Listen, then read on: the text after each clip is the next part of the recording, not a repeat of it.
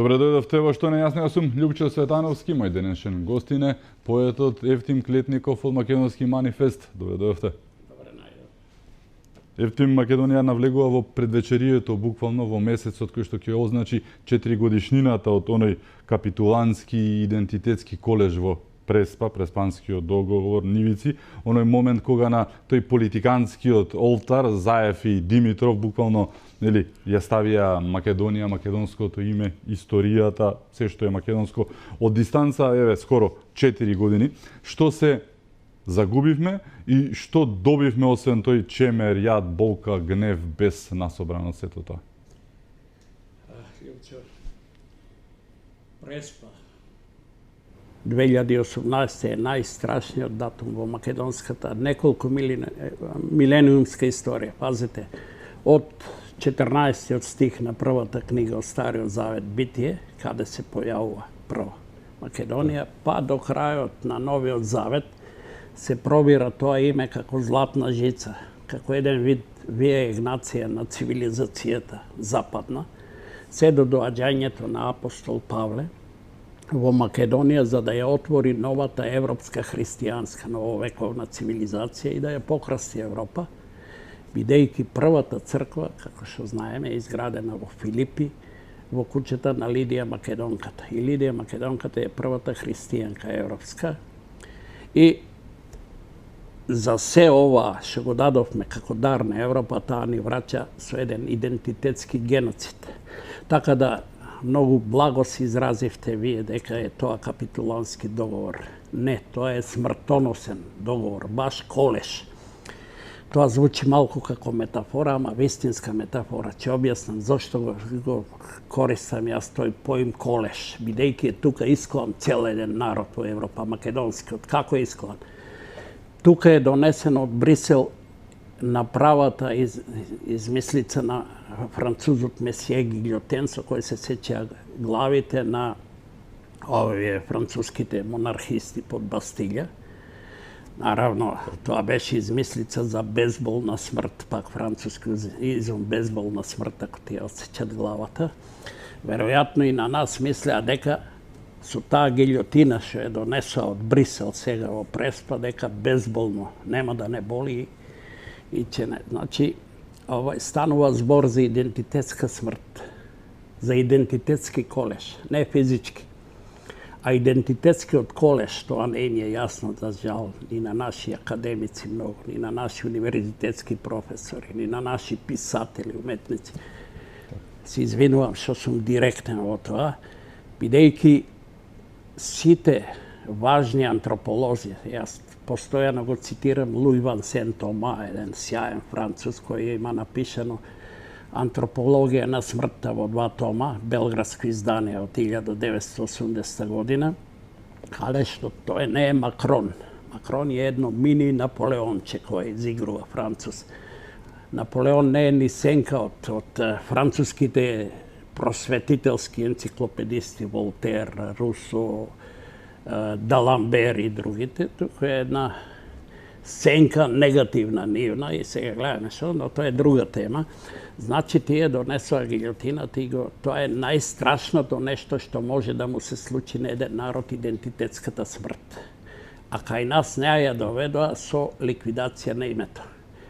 Што значи тоа Северна Македонија? Тоа значи дека македонци, ние веќе не сме ни Македонија, ни македонци.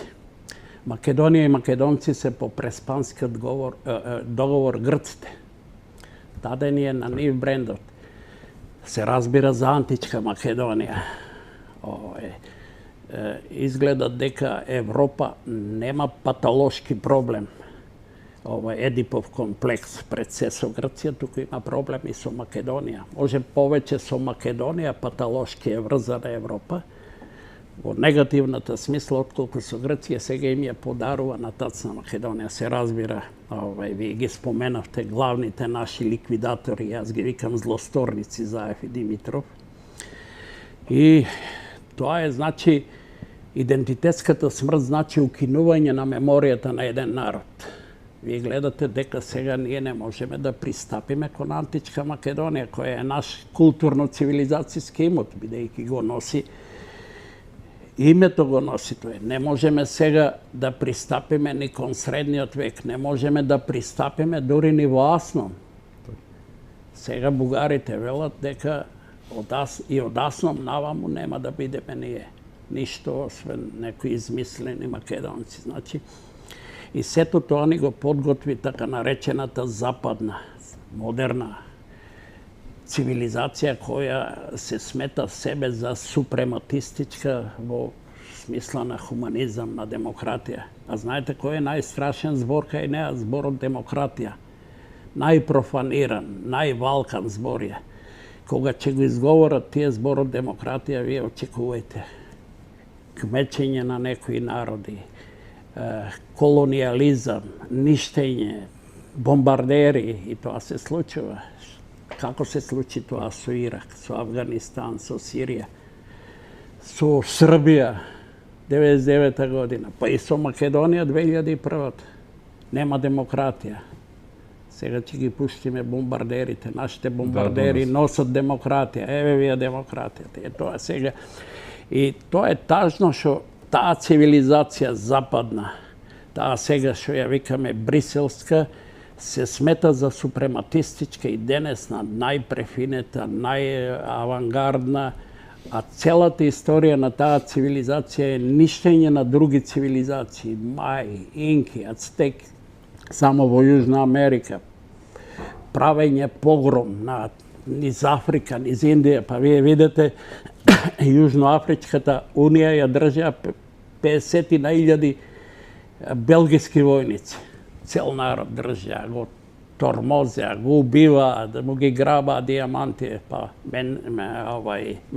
Менделе, знаете, Мендела, нели знаете, 20 години одлежа во затвор, додека да го крене народот на бој да ги истера. Па после Индија ја држа исто најмногу 100.000 британски војници, англосаксонци, ги влечеа богатствата. Еден мирен, кроток, 300-400 милиони беше тогаш, 500 може, народ го држа. Тоа прави Европа. Се да не зборуваме сега нејзината перфидна улога во руско-украинската војна, каде што е фактички војна меѓу Русија и НАТО, а Украина е жртвувана, топорско месо и тие не сакаат мир. Тие велат изубијте се, еве ви оружје, еве ви платеници, еве бутат и така да преспае 2018 еден трагичен настан не само за Македонија, и за европската цивилизација. И мислам дека ова и стои на душа, доколку има душа, а таа е бездушна, бидејќи она легенда за продажбата на душата од страна на Фауст, како европски представник на ѓаволот, на Мефисто, е сосема реална. Сакам само да кажам дека покрај тие многу геноциди за кои говори Луи Ван Сент-Ома, блескавиот французин антрополог, што ги извршила таа цивилизација низ целиот свет, Европа нема направено геноцид во Европа, во самата Европа. Тоа е прв пат сега да прави геноцид врз македонците. Постојано на страна ги прави. Да, и тоа е парадоксот. Тоа е геноцид, тоа е смрт на еден народ, планирана, најжестоко, најодвратно, како. И сега најголемиот срам е што ние се буткаме во Европа. Во Европа која сака да не доуништи идентитетски. Еве сега со овој вселенскиот, што го викаат од Марс Вартоломеј што иде. Видите вие какви даде, она што рече Игор Јанев, дека неговите препораки и овие амин на нашата црква се базираат се постулирани врз Преспанскиот договор, да се доуништи се што е македонско. Таму тој вели црквата, Охридската црква на Стефан, нема ни архиепископија, значи некоја Охридска црква на Стефан, а таа нити е Охридска, нити е на Стефан на крај. Таа е црква на македонските верници. И вели само во границите на Северна Македонија. Што значи тоа? Тоа е забрането,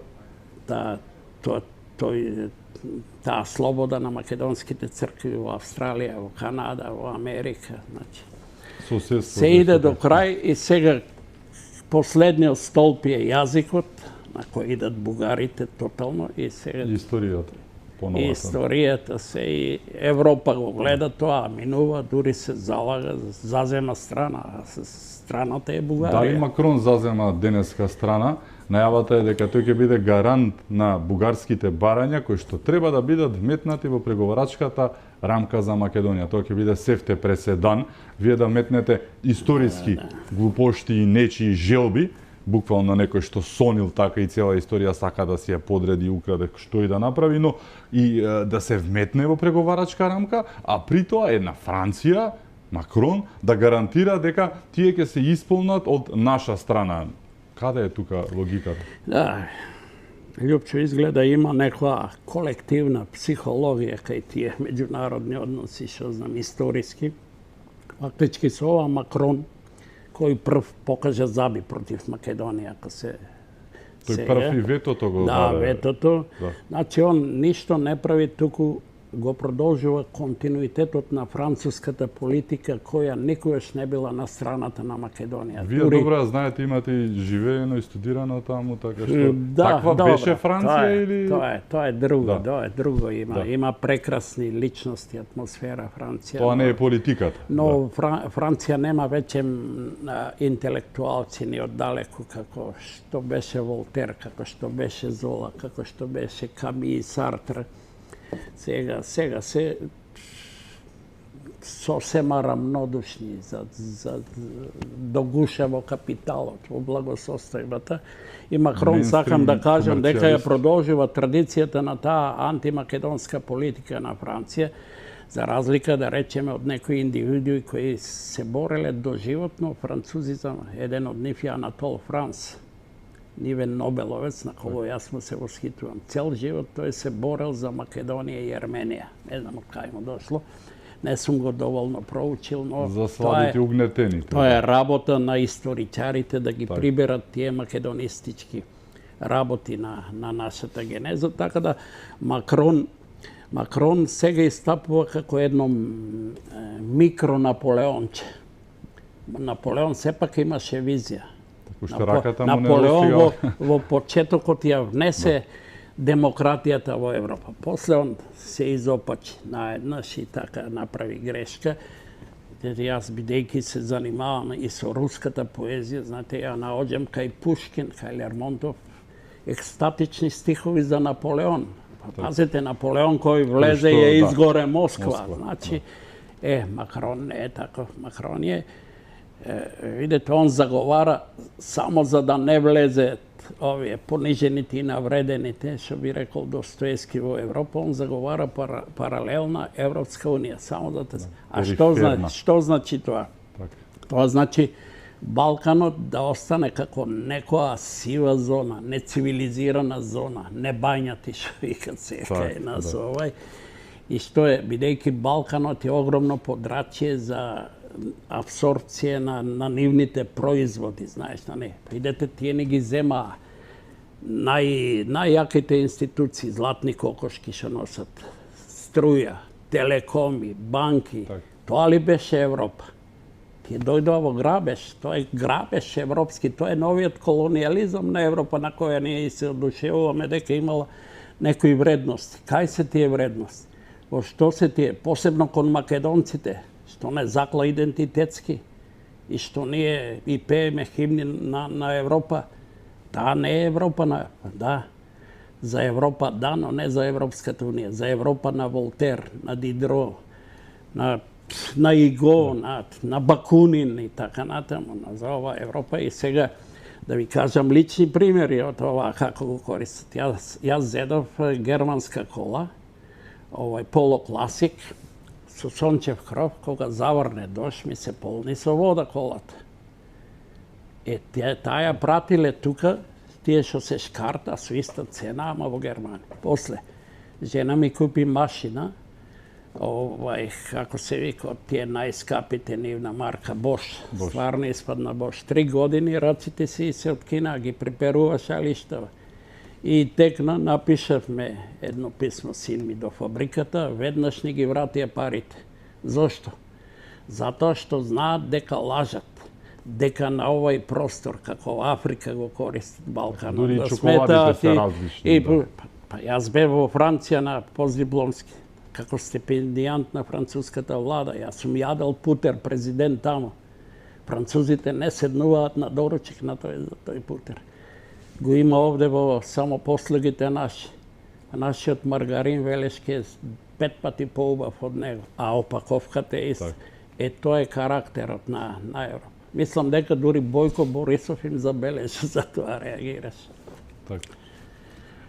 Дали Креспанскиот договор е кресчендото или ќе има уште нешто повеќе антимакедонска во целата оваа приказка? Да, бугарите беа први, следуваше Преспанскиот, па Преспанскиот се повлече, па сега повторно бугарите настапуваат. Сега се докусурува идентитетот. Вартоломеј Вселенскиот, значи грк што е. Знаете како ги окарактеризира грците? Фанариотите приличе во 1763 лето, како беше. Лицен светци, срцем волци. Еве и тој фанариот вселенскиот, што го викат од Марс, што ни се обраќа, е тој лицен светец, срцем волк. Како ни сега, Охридска. Демек, црквата ни била... Па нашата генеза на црквата е најстара генеза во Европа, црковна. Првата црква во Европа е отворена во Македонија, во Филипи, па после во Бери, така натаму. А не во Грција. Апостол Павле имал големи проблеми со грците. Тој пише во неговите посланија, ако ги читате, ќе го видите тоа. Тој ги вика ахајци. И им вика на нив, угледајте се на македонците, тие се боголюбив народ. Неколку пати во Атина сакаат да го убијат во синагогите, тој нема доверба кај грците, доаѓа кај македонците. Кога оди во Рим, во затвор, исто македонци го по пат го пратат, леп носат со него и така натаму. Но, еве, изгледа некада некого му смета Македонија и треба. Значи, сега е на удар црквата. Се брише од Вселенската патриаршија поимот Македонија и неговите. Добро рече овај Игор Јанев. СПЦ го употребуваше кога беше на сосуѓението тука. Дека тоа на Вартоломеј е фактички правено врз постулатите на Преспанскиот договор. Да се догеноцидизира македонското име, македонскиот идентитет и сега си бугарите, нивниот фашизам што го поддржува Макрон, видите, вие ако поддржувате фашизам, мирисате на фашист. Тој треба да го знае тоа. Не може Европа да имитира, па знаете како рече да се нема трпение да го уништат името, да го продадат на грците, па Јоханес Хан, еден политбирократ на врагот, рече употребете балкански методи. Значи балканските методи се во Брисел, не се на Балканот. Повеќе се во Брисел отколку на Балканот. И ништо не му фалеше ни. Да го викнат овие, чекај, ние компромитираш унијата, знаеш тоа. Или што друго се случи. Ова има двајца шизофрени бугари таму во Европскиот совет, мислам, Џамбазов и Ковачевски. Овој првиот, мислам, дека ја поздрави со Хају Хитлер. И поздрави европјаните. Да се вадеше дека поздравува. И тие двајцата припремија декларација за непостоење на македонци во Мала Преспа, Албанија, туку дека се тие бугари. И замислите, без пардон, Европскиот парламент ја усвои таа декларација, што е фашистичка. Видите вие овој разговорот на Румен Радев, еден пар екселанс фашист, со Шолц. Македонија да во Европа, но без македонизмот, што е глупост. Како може Македонија без македонизам? Значи без корени. Македонија како бугарска Македонија. Како бугари и така на тоа е. А Европа сето тоа го толерира, бидејќи планот, тоа е одамна, се знае дека Европа одамна посегала по Македонија да ја уништи. Најголемиот факт за тоа е Букурештскиот договор, кога безмилосно, крваво е распарчена. На 4 дела, пазите, ние забораваме дека и Албанија се офајдила. Ке ве обвинат за теорија на заговор повторно, нели? Не, тоа е толку очигледно да треба да си глупав и слеп да не го гледаш, Лјупчо. Нема никаква теорија. Нека се нарече и е теорија на заговор. Тоа не е страшно да се. Во македонскиот пример тоа е толку очигледно, неверојатно очигледно, болно очигледно. Писателите, интелектуалците, посебно нели во Македонија, зборуваме за Грото, 99% да не речем, потврлија во однос на македонското прашање, да не се лажеме. Писателите особено, вие сте еден од ретките кои што не застана, а ако ги собереме двете последни книги, и двете се посветени токму на Преспа и на културолошкиот, идентитетскиот геноцид, нели? Имаме тука негде околу 800, над 850 страници, 257, 590 и нешто така. Ова е новата ваша книга, се вика Македонскиот крик. Тука имаме негде околу 600 страници на оваа тема. Еве нешто повеќе директно од вас, бидејќи ова е новата, најновата книга. Станува на кратко збор за, да речеме, филозофијата на крикот.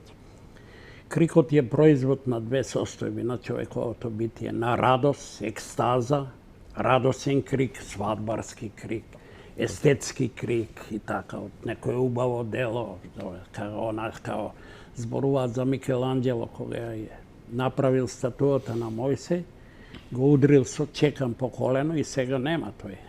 Стварно му е тоа и крикнал, колку убаво, така нешто. Или Гете кога дошол во Италија, Бог и убавината, рекол, крикнал пак и така натаму.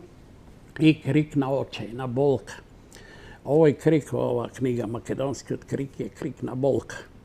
И тука има, да речеме, убавиот крик е и кај примордијалниот човек, кој наеднаш се сретнува со звезди, на палеолитот. Има познатиот американски психолог со она архетипална колективна психологија, примален крик Артур Џанова, каде што зборува за крикот на примордијалниот човек, кога прв пат се сретнува со Вселената, да речеме на халдејските пастири во Асира Вавилонија. Прв пат кога го гледат небото, тоа се правите астрономи, што се познати. Тука се работи за болниот крикот на болката во оваа книга, Македонскиот крик. И јас давам неколку архетипални ситуации кои го објаснуваат него. Прво, од модерното сликарство, тука е познатата слика на Едвар Мунк, крик, а после давам неколку архетипални слики на македонскиот крик. Тоа е оплакувањето во нерези, еве го на корицата, оплакувањето на Исус, кој го оплакува Богородица по ова. Ова е позната и воопшто во уметноста како најдраматична фреска во целата историја, пазите, на ова сакралното сликарство на Христос. Сега, а зошто е насликана во Македонија најдраматична, ниот крик на Богородица, на Исус и така. Значи, ако ги повразеш работите, нешто судбинско има. После тука е крикот на Рахела од Марковиот манастир, оплакувањето на мртвите деца, нели, со кренати раце, со еден страшен крик. Еве ги, ја ги поврзувам тие деца со закланиот македонски народ. Некој оплакува Богородица, може. Богородица е символ на македонскиот народ, на Македонија. И тука може да се повлече аналогија со која ја често ја употребувам, колежот на витлеемските деца. Знаете, од Библијата тоа, кога мислеле дека меѓу нив се наоѓа новороденчето, младенецот Исус и сите, Ирод ги исколува. И правам една паралела меѓу Ирод и модерната европска цивилизација, која е иродовска и која ги закла македонците во Преспа како витлеемските деца.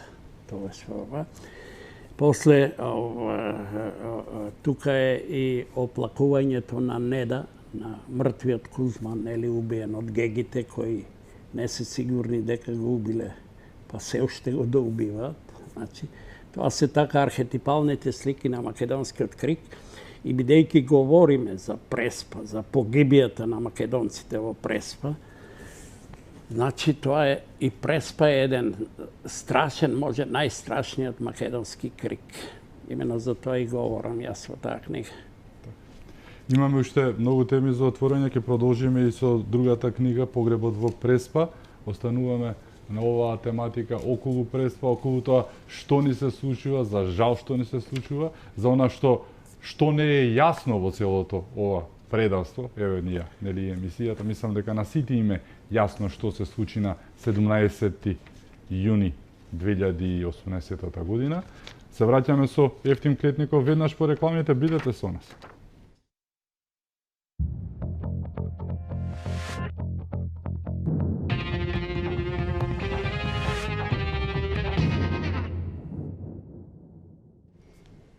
Продолжуваме со што не е јасно. Наш гостин е поетот Евтим Клетников од Македонски манифест.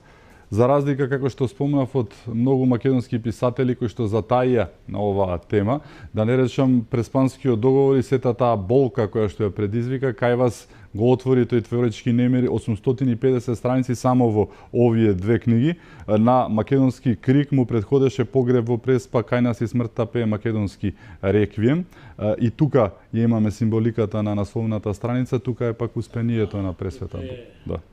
Тука е оплакувањето на македонскиот крик, Так.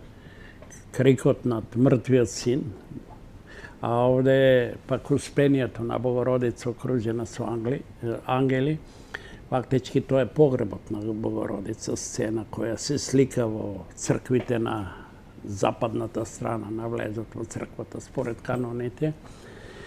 И тоа успение, таа смрт ја значи дека во символички дека во Преспа ја погреба овие од запад и балканските ништачи на Македонија и Богородица. Во една смисла, бидејќи Богородица е символички заштитничка на Македонија и македонците. Тоа е пораката на таа насловна страница. Мислам, клучот, што е вистина. Ни се случи тоа што ни се случува и понатаму, како што кажавме, се менуваат, не баре се на позиции хокеарски, едните влетуваат, грците нели тргаат, влегуваат, бугарите сега со своите барања, па претпоставувам кога тие ќе се повлечат повторно, ќе влезат нели грците и како и да ќе се менуваат, но еве таму сме каде што сме. Што според вас треба да се направи за да ја намалиме, ако не штетата, или барем да излеземе нели од оваа ситуација? Да, ова што речете, грци касаат, бугари касаат, те ликвидираат. Значи, Македонија е најеклатантниот, кристално јасен пример за обнова на европскиот фашизам. Тоа е диагнозата и тоа е така кристално чисто и може милиметар по милиметар да се докаже. Алгебарски, математички, точно врз примерот на Македонија. Што треба да се направи? Ние ништо не направивме. Тоа е трагичноста. Значи, едноставно не поведува како во Библијата што се вели кај старозаветниот пророк Исаија, кој 850 години ја доживува Голгота на Исус во визија, кога вели како јагне го одведоа на колење и глас не пушти. Тоа е, ја го цитирам, тоа е примерот со Македонија, како јагне го одведоа цел народ на колење и глас не пушти. Немаше отпор никаков. А требаше и во стание да се крене. Еднаш да се каже јасно дека она што се случи сега тешко се враќа. Каде беше првиот сигнал за тревога што го преспавме ние политика? Таа секогаш е перверзна, ама интелектуалци. Тоа беше 92 година. 1892 кога стапи на сила фашистичката пар екселанс. Пазите, стојам за таа формулација. Фашистичката Лисабонска декларација на Европа. Што содржеше таа? Таа беше по грчки диктат. Барана од Брисел и оние другите преку океанот на драга волја излегоа во пресрет на ова патолошката љубов кон Грција нивна. Значи, што содржеше таа декларација? Дека не може да влеземе ние во Европа, да се вклучиме во струјата на европската цивилизација со ова име што го имаме, милениумски што го носиме, туку треба да се смени и да се подари на друг. Ние тоа го премолчавме. Тогаш требаше да се крене бунт. Тогаш требаше непосредно пред Преспа почнаа да се јавуваат некои бледи, интелектуални, полубледи гласови, па да се зајакнува малку. Ние, тоа не звучи како пофалба. Македонски манифест 10 години пред тоа, кога се основавме, први кажавме дека на македонците им се подготвува страшна идентитетска смрт. Ни се смееја на нас. И тоа чекор по чекор се случуваше. Прво беше 2001-та, албанскиот тероризам, штедро поддржан од германци, французи, англичани, од овие преку океанот.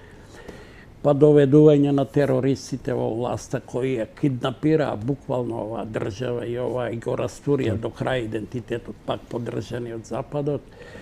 Па после Охридскиот исто капитулански договор, крајно негативен по македонци, од кој никогаш не може да се откачиме. Па Преспанскиот договор, па Бугарскиот сега, па сега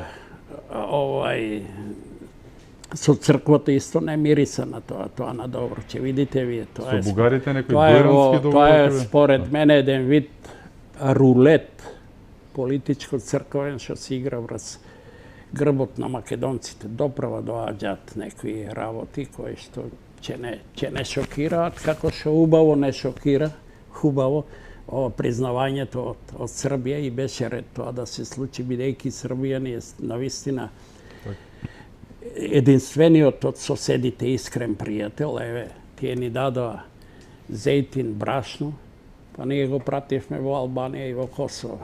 Едете што се случува се, како го докажувам пријателството со нив. И веројатно и Москва реагираше на тоа признавање, го пофали, нели, со таа цел да се зближат православните цркви, а со тоа и православните народи, бидејќи навистина е парадоксално тој раскол меѓу српската и македонската црква, затоа што тие се многу братски народи сега. Па ако сакате еден парадокс, од она поделба на Македонија, распарчување на 3-4 дела, ние на чиј дел живееме сега? На српскиот. Тоа е српскиот дел од Букуреш. Мора да го знаеме ние тоа, да не затвараме очи. Тоа е наше, ама србите можеа, како грците и бугарите, да речат, чекај, ај оди побарај го на грците егејот сега. Како ќе те оттепаат, па Каравангелис, кој беше исто од фанариотите, поддржуван од таа Вселенска патриаршија, ги колеше македонците како јагниња. И што ќе очекуваме ние сега од фанар во Истанбул сега? Тие веднаш јасно се изјаснија, нема македонска црква, има охридска, безидентитетска. Сега добро е што србите удрија клин. МПЦ и русите, македонска права. И тука треба да се држат работите. Меѓутоа има некои кукавичини јајца. Самиот Вартоломеј кажа дека се пишувани писма до него. И од владата и од синодот. Пишуваше писмо Заев до него, пишуваше Пендаровски. Пишуваше, мислам, и Стефан. Народот не знае, народот се држи во слепило, во не знам во што, во глувотија се држи. Значи се работи зад грбот на народот од сите. Треба да знаеме, може навистина барале тие 3 фактори да се вика Охридска по секоја цена, еве да добијат некои поени, бидејќи тие и не знаат, според тоа што го правеа, и Заев, и Пендаровски, и не знаат што е идентитет. Не знаат што е име. Јас стојам за тоа што го велам. Сега, веројатно ви е поентава што треба да се направи сега. Сега треба да не се откажуваме од борбата. Долго ќе трае, многу долго. Прво што треба да се направи, овие наши доблесни неколку мина, што ги јас познавам, барем 20 од нив, експерти правни, доблесни македонци, да соберат они и од диаспората некои наши да најдат. Еве има во Канада, ја запознав такви луѓе, да најдат нивни пријатели, адвокати, правници, французи, англичани, има доблесни луѓе кои не се сите како Макрон во Франција и така натаму, и да направат еден тим меѓународен и да се направи прецизна микроструктура како швајцарски саат, бела книга на на злосторството на европските и балканските канибали кон Македонија во врска со Преспанскиот договор и идентитетската ликвидација на македонскиот народ, да се објави таа книга и на англиски, и на француски, и на германски, кој нека се потроши некој динар, не само да крадат од власта, него нешто да ги вложат парите за нешто корисно за Македонија. Значи тоа и да се каже на Европа и да се во Европа интелектуалците не знаат таму колку што ги има, што се случувало во Македонија. На никој не им е јасен преспанскиот геноцид, бидејќи не е обзнанен од нас. Општо се држи во полусива зона. Тоа е едно, Белата книга. Белата книга да покрене еден судски процес, макар имагинарен, морален суд, да се, како Нирнбергскиот процес, да се стават, не можат тие да ги затворат без да рече Лондон, без да рече, нели, но да се каже, се осудуват Заев за злосторство против својот народ и за тоа, дека извршиле геноцид, значи биле алатки, така, да се осуди Меркел, на Меркел која дојде овде како внука на Хитлер да не притиска, не дојде да ни даде пари од збеснатите германски банки, дури овај од Муртини го смени знамето, не знаеше кој е германско знаме, па таа помина преку тоа, бидејќи знаеше дојде да си заврши работа, да ги досмачка македонците. Зошто? Како? Така, знаеме дека германците штедро стои на страната на албанските терористи во 2001 година и така натаму и така. Значи, Македонија нема пријател од големите европски, од Европа. Нема пријател во Англија, нема пријател во Германија, нема пријател во Франција. Доволно. Тука има пријател во Унгарија, Унгарија не е Европа. Чешка не е Европа. Словачка не е Европа. Европа е тие супрематистите, тие што ќе кажат, тоа е таката, тие си играат со поимот Европа. Бидејќи ние сме и по демократија, по воспитание македонциве далеко Европа пред Европа. Тој поим веќе не важи Европа за ден. Тоа е колонијалистички поим на грабежи, на плячкање. Уште се тие колонизатори, Балканот е колонија европска на пласирање на шуплива стока. Ја кажав мои лични примери со колата и со машината за пере. Сега, што треба тоа? Значи треба да заседава и да донесе пресуди имагинарни, така да каже, и да се знае. Морални нека бидат. Да се знае. Дури и таа борба треба да продолжи. Ние имаме право на диверзија. Јас имам лично право да одам да чкртам сегде северна. Се разбира, може попредпазливо, да не ме но имам право на тоа, затоа што ми е уништен идентитетот. Сите не имаме право дури на восстание за да се бидејќи ние треба да воскреснеме. Ние сме ставени во мратовечница, ја така го велам, во идентитетска. Ние сме за подбишега во светот сега, идентитетски мртовци. Видете еден пример. Например, имаше пред 2 месеци или во Париз светска изложба на вина. Винарска изложба на вина. Имаше и македонски вина. Грчкиот амбасадор во Париз реагирал да се тргнат македонските вина на кое немало северна. И ги тргнале французи. Значи, ние не сме македонци, тоа не е Македонија. Македонци и Македонија се грците. Како што сакаат сега и бугарите да бидат умреле и они да бидат македонци. Придобивка на Преспанскиот договор. Овој што е таа тешка патологија кај Радев да не се влегува тоа е подсвес. Да земе да го анализира Фројд, тоа ќе испадне некоја темна проекција на неговата сенка, како што би рекол Јунг, бидејќи во подсвест он ги мрази толку македонците, бидејќи е бугарин, фактички бугарин, а сака да биде македонец. И самата подсвест кај него работи, тоа е тој механизам кој лесно го објаснува Фројд, психоанализата.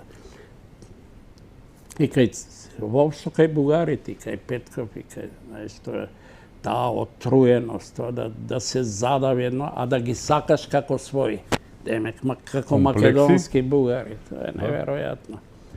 А Европа гледа на тоа, минува е уште Макрон се беневолентно како Француз, како некој Наполеон, демек да го поддржи, да го надгледува тоа и да го поддржи реализацијата на бугарските барања, а тие се пар екселанс фашистички. А ние треба да бидеме срекни зашто ќе ни дале датум, така испаѓа работа? Да. Малку Така, ние треба да кажеме стоп на Европа по се што ни се случи. македонските власти молчеа, ги прашаат денеска, немаат одговор конкретен дали би прифатиле ваква опција да биде Макрон гарант да ги вметнат барањата во преговарачката рамка. Значи не рекоа она што би требало да се слушне од македонска уста, да се рече едно децидно не, нема шанси, нема теорија, никако така не одиме никаде.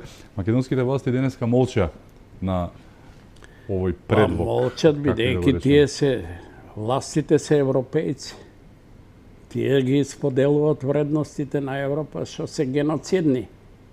Па да не ги споделуват, немаше тие да бидат користени како маша за идентитетска ликвидација на Па гледате со Бугарија што се случува срамотија. Па каква е таа комисија историска? Па тие се аналфабети, еве, нека јас ги викам од комисијата да дискутираме за тоа. Јас сум писател, ама знам нешто од историја. Писателот по дефиниција треба да знае многу од историја. Зошто се слагаат они да заеднички празнувања на Кирил и Методи, на Климент, на Наум, Зошто? Што мислите? Тоа е толку провидно затоа што е тоа крадено богатство.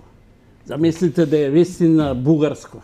Ќе се сложат тие на заеднички. Никогаш. Толку се Ајде Аспарук да го славиме. Треба веднаш да се отфрли тоа заедничко. Видите, Кирил и Методи тие ги прогласија во парламентот со декрет, што е глупост пар екселанс. Тоа треба да си во мозокот, не токму да направиш со декларација да кажеш тие се наши. Па реагираа Словачка и Чешка, нели амбасадорите. И ако треба Кирил и Методи да го славиме, ќе ги викнеме, ние може да бираме со кој оваа година, ќе ги славиме со русите. Следното со словаците. Со чесите. После со Хрватија, после со белорусите, после со лужичките Срби или така натаму. После и бугарите. Браќа, дојдете, ви дадоа нашиве просветители на вас писмове, описменија, ајде заеднички, бидејќи тие ја раздадоа духовната светлина што тргна од Македонија по целиот свет. Не беа скржави како вие бугарите сега да крадете. Тоа е. И сега таа комисија со цел памет утврдува тамо се па тоа е срамота, тоа е такво понижение на македонскиот народ, на Па македонците не сакаат да слушнат ни за тие историчари, ни за и те што бара тамо, на пример, еден албанец во комисијата за македонскиот идентитет. Да речеме, еве, немам против. Но не е ни историч. И така натаму. Дури кој е тој и Османи да го брани македонскиот идентитет. Него ни брани, тој ги најчесто ги правда бугарите. Зборот Македонија. Да. И така натаму. Мислам, треба отворено, љупчо да се говори за тие работи, не да се под тепих да се... Мислам, ама јас им замерувам на нашите така наречени интелектуалци, кои мислат дека се интелектуалци ако имаат универзитетска фотелја, ако имаат академска титула, ако имаат што знам, а не молчат, него не знаат што е тоа. Поимот интелектуалец го формира Волтер, енциклопедистите француски. Обврска име да бидат. После беше Зола, па Сартр, па Ками, а кај русите беа тие народниците, руските револуционери од народништвото, како што се Чернишевски, Белински, Доброљубов, Писарев, Достоевски, тие кажа. Интелектуалецот без етички капацитет, без етички активизам, да го крене прстот бестрашно, како Зола за Жакис осудува.